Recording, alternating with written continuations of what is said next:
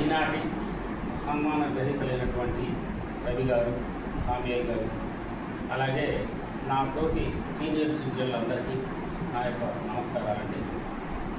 ఇది మనం ప్రతి సంవత్సరం నేషనల్ టీచర్స్ డే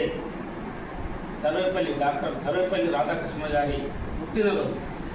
ఈ రోజుని నేను చూసిన దాన్ని బట్టి 1962 నుంచి ఈ ఉపాధ్యాయ దినోత్సవం జరుపుకుంటున్నాం. 62 నుంచి కూడా అన్ని కళాశాలలు, పాఠశాలలు, అన్ని ఇన్స్టిట్యూషన్స్లో కూడా ఇవాళ పెద్ద పెద్ద కార్యక్రమాలు దేశం అంతటా జరుగుతూ ఉంటాయి.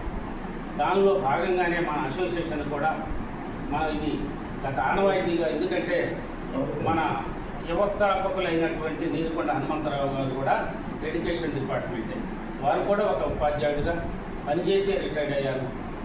అప్పటి నుంచి కూడా స్థాపించిన దగ్గర నుంచి కూడా మనం ప్రతి సంవత్సరం ఒక 2 3 ముందు మనకి అందుబాటులో ఉన్నటువంటి వాళ్ళకి, అలాగే మన అసోసియేషన్లో సభ్యత్వం ఉన్న వాళ్ళకి ముందుగా మనం సన్మానం మన వాళ్ళకి మనమే సన్మానం చేసుకుంటూ జరుగుతుంది.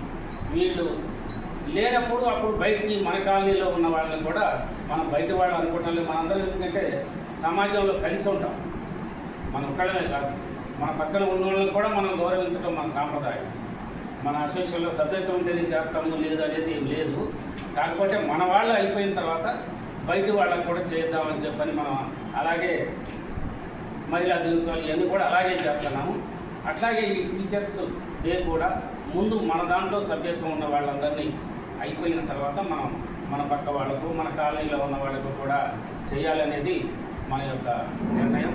దానిలో భాగంగానే ఈరోజు మనం ఈ ఇద్దరిని, ఇంతకుముందు జేఎండి ప్రసాదరావు గారని, కేశవరావు గారని, వీళ్ళందరూ టీచర్స్, మన ప్రైమరీ స్కూల్ హెచ్ఎం గారిని, చాలా గతంలో వసంతలక్ష్మి గారు జడ్పీహెచ్ఎస్ హై స్కూల్ హెచ్ఎం గారిని, ఇంతకుముందు గతంలో మన దగ్గర ఒక లిస్ట్ ఎప్పటికప్పుడు దాన్ని, ఎందుకంటే ఏమన్నా తేడాలు వస్తాయేమో మళ్ళీ వాళ్ళకి చేసి మాకు ఇట్లాంటివి రాకుండా ఒక పద్ధతి ప్రకారంగా మనం, ఎందుకంటే ఇంత సక్సెస్ఫుల్గా మనం అసోసియేషన్ని రన్ చేస్తున్నామంటే దానికి ఒక పద్ధతి, క్రమశిక్షణ ఇవన్నీ మనలో ఉండబట్టే అది మనం చేయగలుగుతామని చెప్పని నేను భావిస్తున్నాను.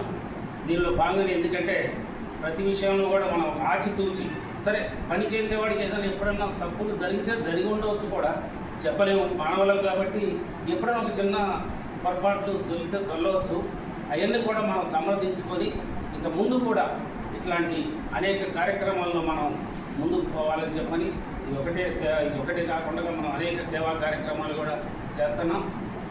అలాగే ఇక ముందు కూడా ఇలాంటి ఎన్నో కార్యక్రమాలు మనం సక్సెస్ఫుల్గా చేయాలని చెప్పని కోరుకుంటూ నాకు ఇచ్చిన అవకాశాన్ని ధన్యవాదాలు తెలియజేస్తున్నాను.